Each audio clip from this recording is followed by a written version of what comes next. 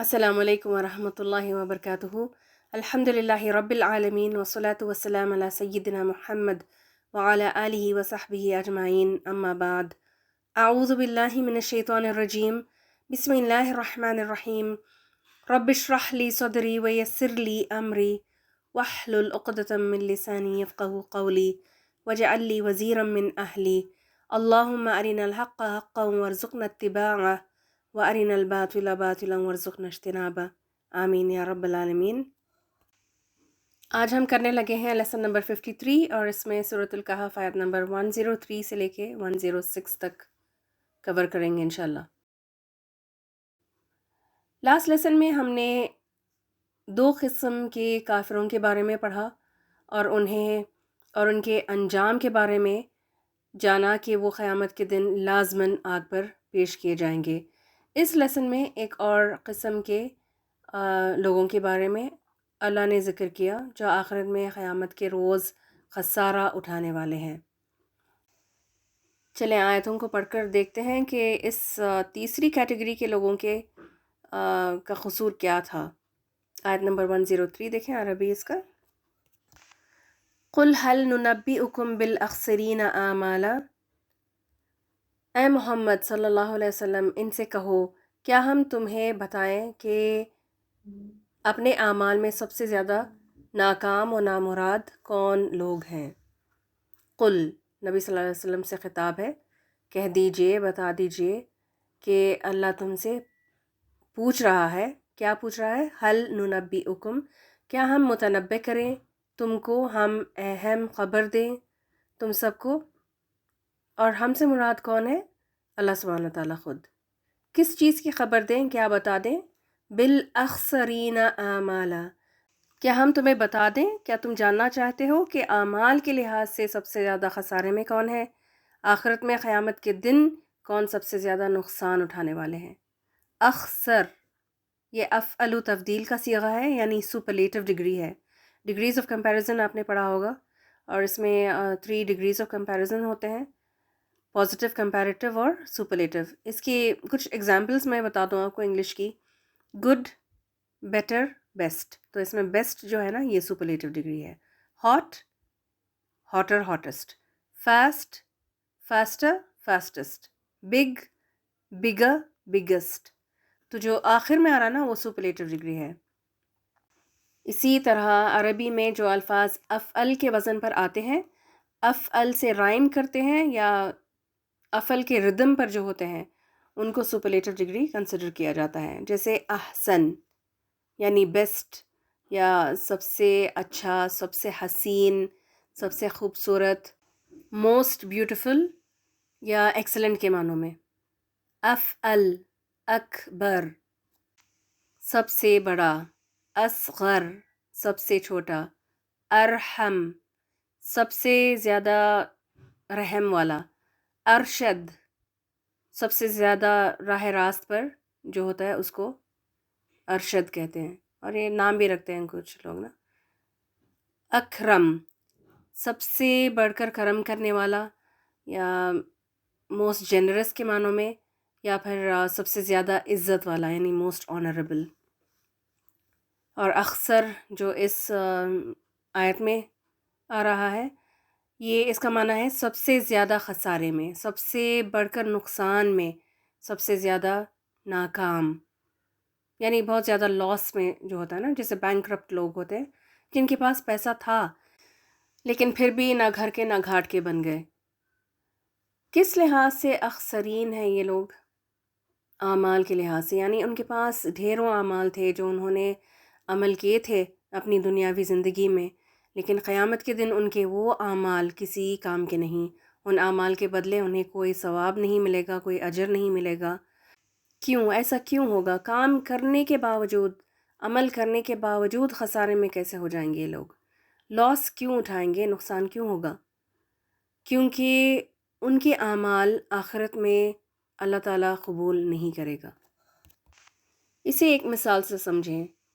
دنیا میں ہر ملک کی ایک کرنسی ہوتی ہے نا، جیسے انڈیا میں روپیز ہے، سعودی میں ریالز، یو ایس میں ڈالرز، یو کے میں پاؤنڈز ہیں، کہیں درہم ہے تو کہیں دینار۔ اگر آپ ویسٹرن کنٹری میں جا کر کچھ بھی لینے کے لیے انڈین روپیز پیش کریں تو کیا وہ اس کو لے لیں گے؟ کوئی چیز $10 کی ہے اور آپ اس کو $10 تھما دیں تو پھر کیا وہ لے لے گا؟ نہیں لے گا نا. لیکن ہے تو دونوں پیسے ہی، کرنسیز ہی تو ہے. لیکن جو پیسے آپ اس کو دے رہے ہیں وہ اس کو مطلوب نہیں ہے نا، اس کو وہ نہیں چاہیے، وہ نہیں چلیں گے وہاں پر. تو بس ایسے ہی آخرت کی بھی خاص کرنسی ہوگی، خاص کرنسی ہے، خاص اعمال ہے. جب دنیا میں ہی دوسری کرنسی کو ایکسیپٹ نہیں کیا جاتا تو آخرت میں اللہ ان اعمال کو قبول کیسے کرے گا جو صالحات نہیں ہوں گے. اعمال صالح جو ہے نا وہ آخرت کی کرنسی ہوتی ہے. وہ اعمال جو خالص اللہ کے لیے کیے گئے ہوں، جو اللہ کو راضی کرنے کے لیے، اللہ کی خوشنودی اور رضا حاصل کرنے کے لیے کیے گئے تھے جو اعمال. اور اس کے بعد بھی ایک شرط ہے، جو نبی صلی اللہ علیہ وسلم کی سنت کے مطابق ہو، نبی کے بتائے ہوئے طریقے کے مطابق کیے گئے ہوں تو یہ اعمال صالحات کہلائیں گے اور یہی چل سکتے ہیں آخرت میں. جو کام اللہ کے سوا دوسروں کو خوش کرنے کے لیے کیے ہوئے ہوں یا دوسروں کو دکھانے کے لیے کیے گئے تھے یا نبی صلی اللہ علیہ وسلم کی سنت کے خلاف تھے تو وہ اعمال قابل قبول نہیں ہوں گے، اس کرنسی کو نہیں لیا جائے گا. اس آیت میں اللہ نے ایک خاص انداز اپنایا ہے، اگر آپ نے غور کیا ہو. حل ننبئکم، یہاں پر سوال کیا اللہ نے، یہ اللہ کا سوالیہ انداز ہے. اس سے انسان کی نا سوچ جاگتی ہے، سوچنے پر مجبور ہو جاتا ہے کہ اس کا جواب کیا ہے. ایک انداز یہ ہے کہ آپ سیدھے سیدھے کوئی بات بتا دیں. اب اللہ تعالیٰ اگر چاہتا تو وہ بتا دیتا کہ یہ لوگ نا یہ اخسرین اعمال ہوں گے قیامت کے دن، فلاں فلاں کام کرنے والے. لیکن یہاں پر ایک سوال کر کے نا اللہ تعالیٰ نے ایک دلچسپی، ایک سوچ جگائی انسان میں. پھر جس کو دلچسپی ہوگی وہ جواب پانے کے لیے اس کی طلب میں اپنا دل، دماغ اور کان لگائے گا. جس کا ذہن کھل جائے ان آیتوں کو پڑھ کر وہ یقیناً خسارے سے بچے گا، بچنے کی پوری کوشش کم از کم کرے گا. تو ایک طرح سے اس میں اللہ کی رحمت بھی نظر آ رہی ہے اور اللہ نے آگاہ بھی کیا تاکہ لوگ اس خسارے سے بچ جائیں. اگلی آیت دیکھیں، آیت نمبر 104. الذین ضل سعیہم فی الحیات الدنیا وہم یحسبون انہم یحسنون صنعا. یہ وہ لوگ ہیں جن کی دنیاوی زندگی کی تمام تر کوششیں بیکار ہو گئیں اور وہ اسی گمان میں رہے کہ وہ بہت اچھے کام کر رہے ہیں. یہ آیت جب بھی پڑھی جاتی ہے نا، کم از کم میں جب پڑھتی ہوں تو میرا بہت ہی زیادہ دل اداس ہو جاتا ہے کہ کاش لوگ سمجھ جائیں اس آیت کو اور بدل لیں اپنی عادات کو. دنیا پا کر، دنیا کا مال، دنیا کی دولت، عیش و آرام، بنگلے، گاڑیاں، شہرت، نام، عہدے اور اس جیسی دنیا بھر کی چیزیں کما کر لوگ سمجھتے ہیں کہ وہ بڑے کامیاب ہو گئے ہیں. لیکن ایسے لوگ اخسرین میں شامل ہوں گے کیونکہ انہوں نے صرف دنیا کے فائدوں کے لیے سب کچھ کیا نا، بھاگ دوڑ کی، خود کو تھکایا کھپایا تو دنیا مل گئی، اللہ نے دنیا دے دی ان کو. اب آخرت میں ان کے لیے کچھ نہیں ہوگا. وَهُمْ يَحْسَبُونَ أَنَّهُمْ يُحْسِنُونَ صُنْعًا. سب سے نقصان دہ بات یہی ہے کہ انہوں نے گمان کیا کہ یہی صحیح راستہ ہے اور اسی کے لیے ہم دنیا میں بھیجے گئے ہیں، یہی دنیا کا دستور ہے. اپنی زندگی کے مقصد کو ہی بھول گئے. ذرا اپنی ڈیلی روٹینز پر نظر ڈالیں، آپ بھی اور میں بھی، تو واقعی ہم میں سے ہر ایک صرف دنیا کے پیچھے ہی بھاگ رہے ہیں. مرد بزنس میں، جابز میں، پیسہ کمانے میں اتنے مشغول کہ نہ مسجد جا کر نماز پڑھنے کا ٹائم ملا اور نہ قرآن کے 2-4 باتیں سیکھنے کا. عورتیں گھر کے کاموں میں گم، ناشتہ، لنچ، پھر شام کا ناشتہ، پھر رات کا کھانا، پھر بچوں کے کام، ان کو سنبھالو، ان کو تیار کرو، اسکول بھیجو، لاؤ، گھر کی صفائی، پھر برتنوں کی صفائی، کپڑوں کی صفائی، پکوانوں میں اور صفائیوں میں آدھا آدھا دن گزار دیتی ہیں خواتین. پھر دن کے آخری حصے میں تھکے ہارے دن ختم ہی ہو جاتا ہے پھر تو نا، اور جو فری ٹائم ملتا ہے تو وہ شاپنگ میں، گھومنے پھرنے میں، لوگوں سے ملنے ملانے میں، بات چیت کرنے میں، کبھی دعوتوں میں چلے گئے، بچوں کی شادیوں کی تیاریوں میں تو مہینے لگا دیتے ہیں، پھر دوسروں کی شادیاں بھی اٹینڈ کرنی ہوتی ہیں، کچھ دیر ریلیکسیشن کے نام پر، اسٹریس بسٹر کے نام پر فلمز، موویز، ڈرامے، سیریلز دیکھ لیے، تھوڑا بہت جو پروڈکٹیو کام کیا تو وہ وقت ملے تو اس میں کسی کی بیماری پرسی کر لی، عیادت کے لیے چلے گئے، جنازے میں چلے گئے، تعزیت میں شریک ہو گئے، اٹینڈنس لگا کے آ گئے، پھر کیا، زندگی ختم، قصہ ختم۔ تو ایک معنی اس کا یہ بنتا ہے کہ دنیاوی کاموں میں اتنے گم ہو گئے لوگ کہ اللہ کے لیے، اللہ کے ذکر کے لیے، آخرت کمانے کے لیے کوئی ٹائم نہیں ملا، اعمال کرنے کا ٹائم نہیں ملا۔ اور دوسرا معنی اس کا یا پھر یہ ہے تفسیروں میں کہ کچھ لوگ پہنچیں گے آخرت میں کھوکھلے اعمال لے کر اور سمجھیں گے کہ انہوں نے بہت نیک کام کیے ہیں۔ یہ کون سے اعمال ہیں کھوکھلے، ضائع ہونے والے کام؟ یہ دین کے کام ہیں، عبادات کے کام۔ حیرانی تو نہیں ہو رہی ہے؟ یہ وہ کام ہے، نیک اعمال بظاہر عبادت والے، جو نمایاں ہونے کے غرض سے کیے جائیں، جو کام دین کے ریاکاری یا دکھاوے کے لیے کیے گئے تھے، لوگوں میں شہرت اور نام کمانے کے لیے، یا پھر آسان الفاظ اگر میں لوں تو لوگوں سے تعریف سننے کے لیے، لوگوں کو امپریس کرنے کے لیے، تو ایسے اعمال کو اللہ ان کے منہ پر دے مارے گا اور کہے گا انہی لوگوں سے جا کر بدلہ بھی لے لو، اجر و ثواب بھی لے لو، جن کو خوش کرنے کے لیے یہ سب تم نے کام کیے ہوئے تھے۔ قرآن پڑھا بھی تو برکت کے لیے، نماز پڑھی تو دنیا کے رزق میں اضافہ چاہتے ہوئے، کچھ کاموں کو عبادت سمجھ کر ثواب کمانے کی نیت سے ہی کیے جاتے ہیں، اپنی ہی گمان میں، اپنی ہی عقل سے خود ساختہ اس کو نیکی سمجھ کر کرتے ہیں لوگ۔ نہ قرآن میں اس کو نیکی شمار کیا، نہ سنتوں سے یہ نیکی ثابت ہوتی ہے، لیکن پھر بھی لوگ بہت زیادہ بڑے عقیدے کے ساتھ وہ کرتے ہیں۔ تو ایسے اعمال جو ہے نا یہ ضائع ہو جائیں گے، اور ان کو کیا کہتے ہیں؟ یہ بدعت ہیں، بدعت والے اعمال، جن کا ذکر بالکل نہیں ملے گا آپ کو، نہ قرآن میں نہ سنت میں۔ جیسے چھلے ہے، چھٹی، چہلم، قرآن خوانی، 11ویں 12ویں میلادیں، عروسیں، ماتم، جو بھی نبی کی سنت یا طریقے کے خلاف کام کر کے لائے گا وہ رد کیا جائے گا، اللہ اس کو، ان اعمال کو ریجیکٹ کرے گا، ایکسیپٹ ہی نہیں کرے گا۔ ہر بات سے الگ، ہر بات سے اوپر، جو بھی اس حال میں مرے گا کہ وہ مشرک تھا، شرک سے توبہ کیے بغیر جو مرے گا تو اس کا کوئی بھی عمل قبول نہیں ہوگا، چاہے اس نے ڈھیروں مال صدقہ کیا ہو، چاہے وہ کتنا بھی نیک سیرت، نیک اخلاق کا مالک تھا، جو اللہ کو ایک نہیں مانتا تو وہ تو گیا کام سے، آخرت میں اس کا کام تمام ہو جائے گا۔ آیت نمبر 105 میں آگے اس کی اور تفصیل بیان ہوئی ہے۔ اولئک الذین کفروا بآیات ربہم ولقائہ فحبطت اعمالہم فلا نقیم لہم یوم القیامۃ وزنا۔ یہ وہ لوگ ہیں جنہوں نے اپنے رب کی آیات کو ماننے سے انکار کیا اور اس کی ملاقات کا یقین نہ کیا، اس لیے ان کے سارے اعمال ضائع ہو گئے، غارت ہو گئے۔ قیامت کے روز ہم انہیں کوئی وزن نہ دیں گے۔ لسٹ بنانا شروع کر دیں کہ اللہ تعالیٰ کی نظر میں خسارہ پانے والے لوگ کون کون ہوں گے۔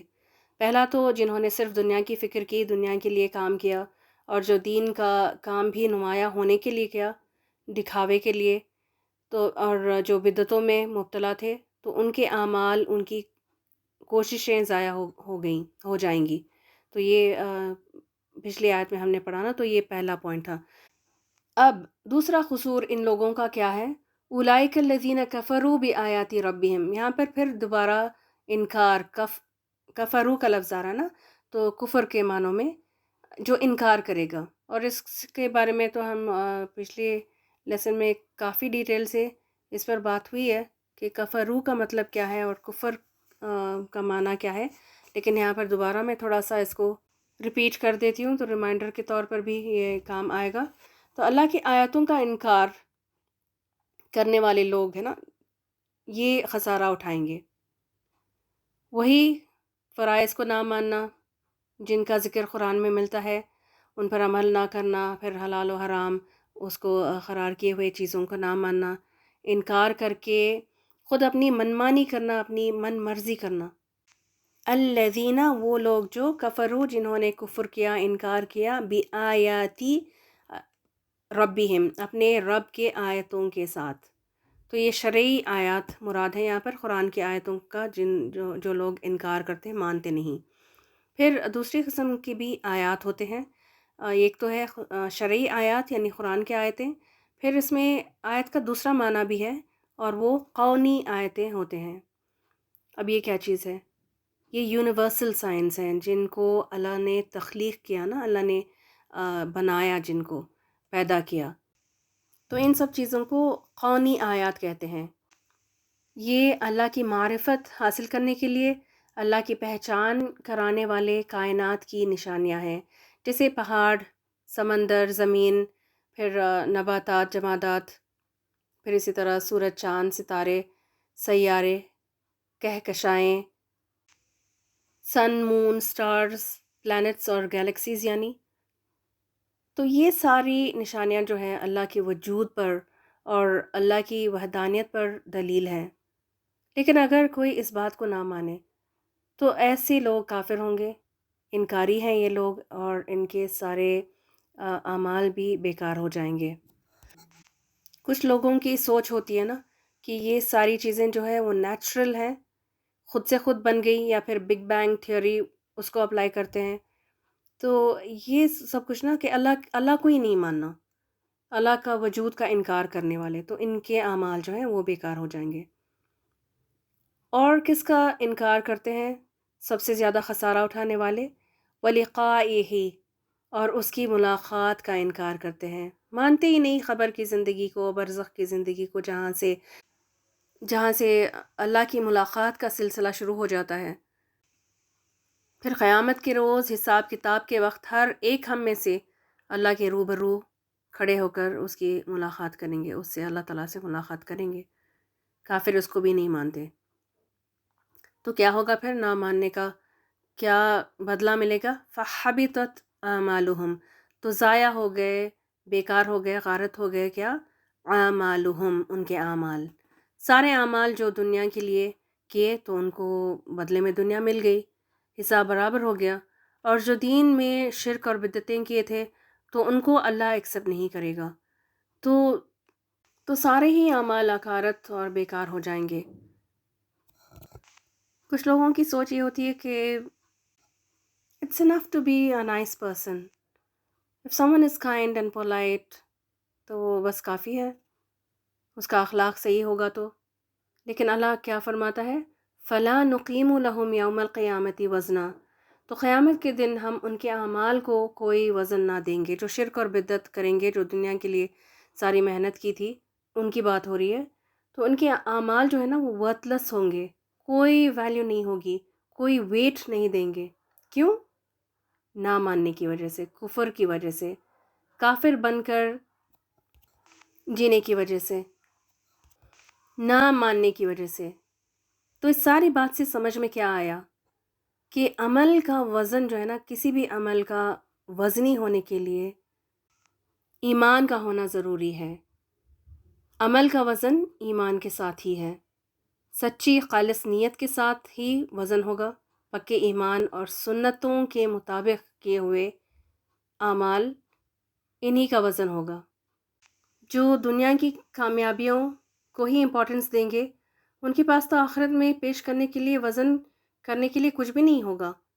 اب یہ ایسے ہی ہے جیسے آپ کچھ ڈپازٹ کریں بینک میں، پھر اس کو ودرا بھی کر لیں وہیں، اور بینک اکاؤنٹ خالی ہو جائے، تو پھر آپ چاہے جتنا جا کر بینک مینیجر سے آپ ریکویسٹ کریں کہ آپ کو کچھ اور پیسہ، کچھ اور مال ودرا کرنے کی اجازت دے، تو پھر وہ نہیں دے گا۔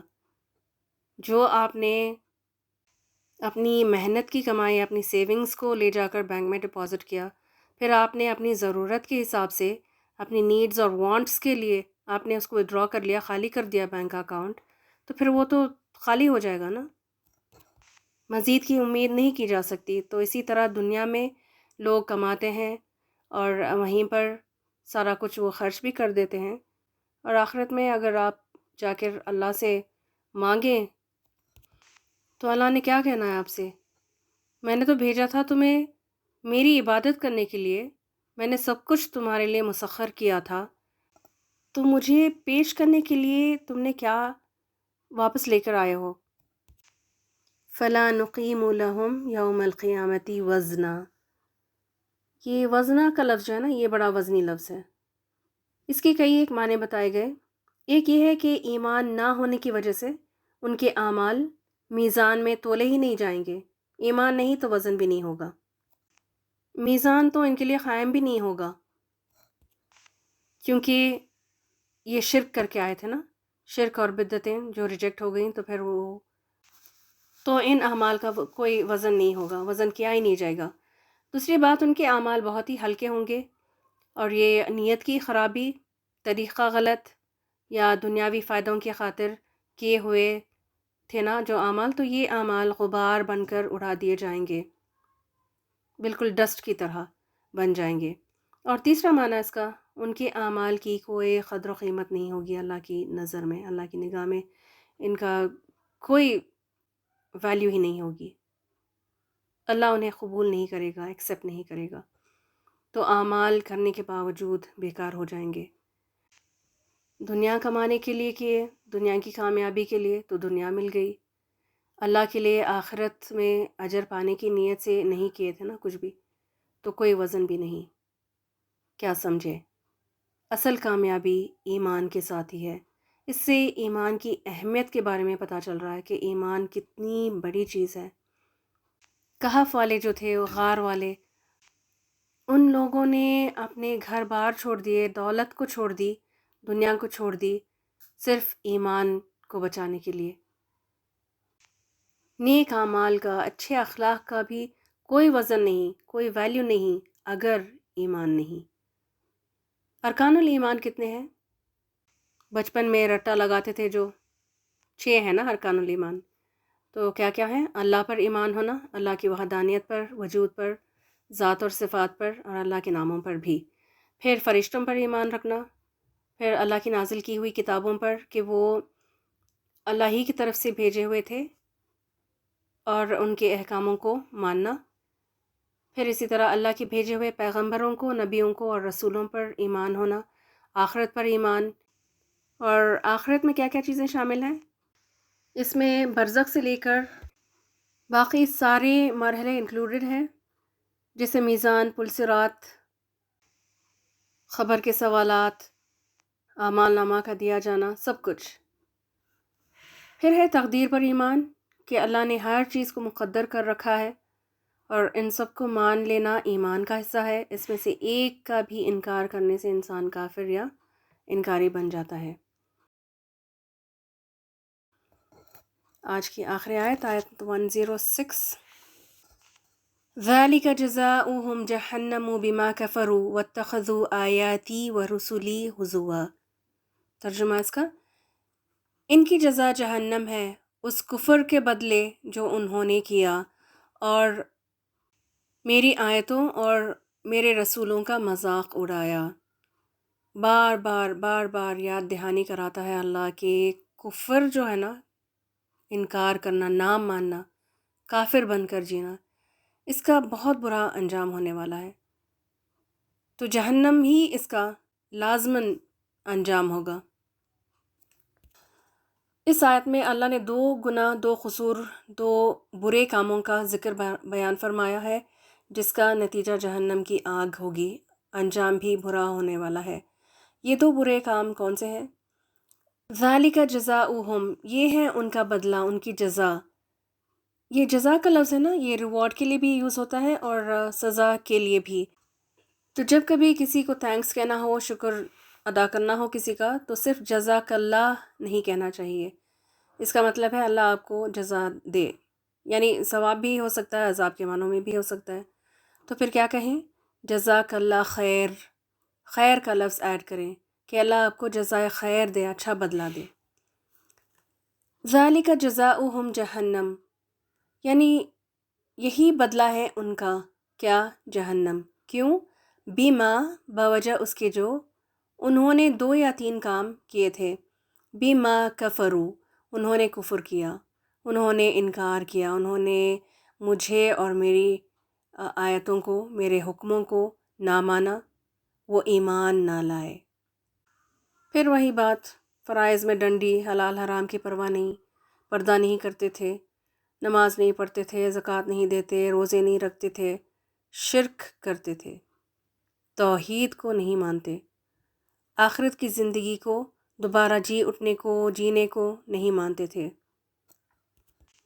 دنیا کے لیے خود کو تھکایا کھپایا، اور وہ سارا کچھ جو ہم پڑھ چکے ان ساری باتوں کو نہ مانا۔ ان سمپل ورڈز، ایمان نہیں تھا، مومن نہیں تھے وہ۔ دوسرا قصور ان کا، ان جہنمیوں کا کیا تھا؟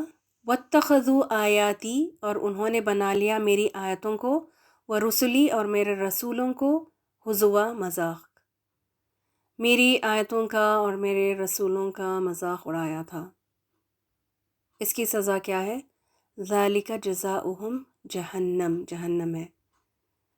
اللہ نے پہلے سے آگاہ کر دیا، انفارم اور وارن کر دیا، تاکہ زندہ لوگ، عقل مند لوگ اس کو پڑھ کر، سیکھ کر، جان کر ایسے کاموں سے بچ جائیں۔ اب اگر ان آیتوں کو پڑھ کر مردوں پر بخشا جائے تو ان کے کیا کام آئے گا؟ وہ تو مر گئے، فوت ہو گئے، اب وہ کوئی عمل نہیں کر سکتے، ان کا اعمال نامہ تو بند ہو چکا نا، تو ان کو کیا فائدہ ملے گا؟ یہ کتاب، یہ آیات ہدایت پانے کے لیے ہے۔ آیتوں کا مذاق اڑانا کیا ہوتا ہے؟ اس کے ایگزامپلس کیا ہیں؟ کیا چیزیں ہیں جو آیتوں کا مذاق اڑانے میں شمار کیے جائیں گے؟ پہلا تو یہ کہ قرآن کی آیتوں کا مذاق اڑانا، جیسے اعتراض کرنا، آبجیکشنز ریز کرنا کہ یہ کیا قرآن میں یہ اور یہ لکھا ہوا ہے، اتنی پرانی کتاب ہے، اس پر عمل کرنا، امپلیمنٹ کرنا ناممکن ہے، بہت ہی مشکل ہے، یہ سب کتابی باتیں ہیں، ان کو اتنا سیریسلی لینے کی ضرورت نہیں، کوئی بھی عمل نہیں کرتا۔ تو یہ سوچ رکھنا اور ایسے جملے بولنا، یعنی اللہ کی آیتوں کو سیریسلی نہ لینا۔ دوسرے نہیں کر رہے ہیں تو آپ تو کر لیجئے نا، آپ شروع کریں تو دوسرے فالو کریں گے انشاءاللہ۔ آیاتی، اس کے دو معنی بنتے ہیں، میں نے بتایا تھا پہلے وہ کیا تھے، ایک تو قرآنی آیت ہیں، دوسرا کائنات کی نشانیاں، تو یہ بھی اللہ کی آیات ہیں، تو اللہ کی تخلیق، اللہ کی مخلوق، ان کا بھی مذاق نہیں اڑانا چاہیے، خاص طور پر جو شعائر اللہ ہوتے ہیں نا، جو اللہ کی خاص نشانیاں ہوتے ہیں، جو ہولی یا سیکرڈ مانے جاتے ہیں، یعنی مقدس چیزیں جو ہوتی ہیں اللہ کی، جیسے کعبۃ اللہ ہے، قرآن ہے، صفا مروہ ہے، ان سب کی حرمتیں ہیں، تو ان کو پامال نہیں کرنا چاہیے۔ اسی طرح جیسے عید ابھی گزری تھی نا، بقرعید، تو قربانی کے جانوروں کے بارے میں مذاق کرنا، لطیفے سنانا، ان کی بے حرمتی کرنا اور مذاق اڑانے کے برابر ہے، یہی ہوتا ہے مذاق اڑانا، تو ایسا کرنا حرام ہے، تو اس کو اوائڈ کرنا چاہیے۔ اللہ کی تخلیق میں انسان بھی شامل ہیں، تو کسی کو دیکھ کر عیب چننا، اس کے نقطے لگانا، اس پر نام رکھنا، مذاق اڑانا، کیسے؟ وہ موٹی، چھوٹی، گڈی، ٹھگنی، لمبی، توتلی، لنگڑی، نکٹی، کانی، اللہ نے جس کو جیسے چاہا ویسے پیدا کیا۔ میں اور آپ کون ہوتے ہیں مذاق اڑانے والے؟ انسان اپنے سے کمتر جس کو سمجھتا ہے نا، اسی کا مذاق اڑاتا ہے، اور یہی تکبر ہے، دوسروں کو اپنے سے حقیر سمجھنا، چھوٹا جاننا اور خود کو بڑی چیز سمجھنا۔ اور یہ شیطان کا اس کی سب سے بڑی چال بھی تھی، کیونکہ اس نے خود تکبر کیا تھا نا۔ کیا کہا تھا اس نے جب آدم علیہ السلام کو سجدہ کرنے کا اس کو حکم ملا تھا اور اس نے منع کیا تھا، اس نے منع کر دیا، اس نے کیا نہیں سجدہ، کیا کہا اس نے؟ انا خیر من، میں اس سے بہتر ہوں۔ اللہ اس سے سخت ناراض ہو گیا تھا اس کے بعد، تو انسانوں سے یہ کام وہ کرواتا ہے، اس کی پوری کوشش کرتا ہے کہ لوگ اس کی اس چال میں پڑ جائیں، کہ جس وجہ سے اللہ نے مجھے جنت سے نکلوایا، مجھ سے ناراض ہوا تھا، تو اسی گناہ میں انسانوں کو بھی پھنسا دوں گا۔ وَرُسُلِی ہُزُوًا، اور میرے رسولوں کا بھی مذاق اڑاتے تھے۔ وہ کیسے؟ اب جب تک نبی صلی اللہ علیہ وسلم تھے نا، تو لوگ کئی نام نبی کے رکھتے تھے، شاعر کہتے، کاہن، مجنون بلاتے، کون؟ یہ مشرکین مکہ جو تھے نا، مکہ کے بڑے بڑے جو انفلوئنشل لوگ تھے، ان کے لیڈرز، یہ کفار مکہ نبی صلی اللہ علیہ وسلم کو انسلٹ کرتے، حقیر جانتے، ذلیل اور بے عزت بھی کرتے تھے۔ خیر وہ تو پہلے کی بات تھی، ابھی تو رسول نہیں ہے، لیکن جو رسول صلی اللہ علیہ وسلم کی سنتوں پر عمل کرتے ہیں نا، تو ان کا مذاق بھی نہیں اڑانا چاہیے۔ ان کا مذاق اڑانے والے بھی اس آیت کے مخاطب ہیں۔ ان سے بھی اللہ فرما رہا ہے کہ دیکھو، ایسا کرتے رہو گے، توبہ نہیں کرو گے، باز نہیں آؤ گے، تو تمہارا انجام بھی یہی ہو سکتا ہے۔ مومنوں کے حال حلیے پر کمنٹ کرنا، داڑھی والوں کا مذاق اڑانا، پردہ کرنے والوں کا، کہ وہ تو بیکورڈ کلاس کے ہیں، اور ان سے زیادہ کنیکشن بھی نہیں رکھنا چاہتے۔ نقاب پوش خواتین کو گھاٹیاں بلانا، کیونکہ وہ نقاب کو باندھتے ہیں نا تو منہ کے اوپر، تو ان کے یہ نام رکھے جاتے ہیں۔ تو یہ سب بھی اس کیٹیگری میں شامل ہے، رسول کی سنتوں کا مذاق اڑانے والوں میں۔ تو ان دو کاموں سے پرہیز کرنا چاہیے۔ کون سے دو؟ کفر اور مذاق اڑانے سے۔ لیکن شیطان نے ایک اور پلان ڈھونڈ نکالا ہے، اس سے ایک اور سازش اس نے کی، ایک چال وہ بھی چلتا ہے۔ کچھ لوگ ایک ایکسٹریم پر چلے گئے، آیتوں کا، رسولوں کا انکار اور مذاق اڑانا۔ اللہ نے خود ان کا انجام بتا دیا کہ وہ سیدھے سیدھے جہنم میں جائیں گے، تو شیطان ان سے بے فکر ہو گیا ہے۔ لیکن اس کو ان لوگوں سے خوف ہو گیا، حسد کرنے لگا جو اس آیت پر عمل کرنے والے تھے، یعنی مان لینے والے اللہ کی آیتوں کو اور اللہ رسول کی تعظیم اور عزت کرنے والوں سے، کہ یہ تو اب مذاق نہیں کریں گے تو جہنم سے بھی بچ جائیں گے۔ تو اس کو دوسرا راستہ سوجھا، جس کے ذریعے سے اس نے کچھ ایکسٹریم لوگوں کو بھی سجھایا۔ وہ کیا ہے؟ وہ غلو کرنا ہے، ایکسٹریمزم، ایگزیجریشن کے معنوں میں، حد سے بے حد عزت اور تعظیم کرنا۔ کس کی؟ رسول صلی اللہ علیہ وسلم کی بھی، اللہ کی آیتوں کی۔ لوگ قرآن کی اتنی تعظیم کرتے ہیں کہ سب سے اوپر والے شیلف میں رکھ کر چھوڑ دیتے ہیں کہ اس پر مٹی اور دھول جمع ہو جائے، کوئی پرواہ نہیں اس کی، لیکن اس کو اٹھا کر پڑھنا نا، اس کو بہت ہی مشکل کام بنا دیا، بڑا پہاڑ لگنے لگتا ہے کہ اس کو اتارو وہاں سے، اور پھر صفائی کرو اس کی، پھر پڑھو۔ پھر اگر اللہ کی آیتوں سے اللہ کی نشانیاں مراد لیں تو اللہ کی ہر تخلیق شدہ چیز کی اتنی تعظیم اور عزت کرتے ہیں کہ ہر چیز میں اللہ نظر آتا ہے۔ اللہ تو نہیں، آپ الہ کہہ لیں، کیونکہ اللہ تو ایک ہی ہے۔ اب دیکھیں نا، درختوں میں، جھاڑوں میں، پتھروں میں، سورج میں سوریہ نمسکار کر کے اس کی پوجا کرتے ہیں، پھر چاند میں کروا چوتھ اس کی پوجا، ستاروں میں، یہاں تک کہ جانوروں میں بھی ان کو اللہ نظر آتا ہے، جانوروں کی بھی پوجا کی جاتی ہے نا۔ اور شروعات کہاں سے ہوئی؟ بے پناہ عزت اور تعظیم سے، حد سے زیادہ احترام کرنا۔ اسی طرح رسولوں کی تعظیم میں عیسیٰ علیہ السلام کو اللہ کا بیٹا قرار دے دیا لوگوں نے، اور کچھ نے عزیر علیہ السلام کو بھی یہی سمجھا۔ کچھ نے اپنی نبی صلی اللہ علیہ وسلم کی تعظیم میں غلو کرتے ہیں کہ میلاد اسی سلسلے میں شروع کیے تھے نا لوگ۔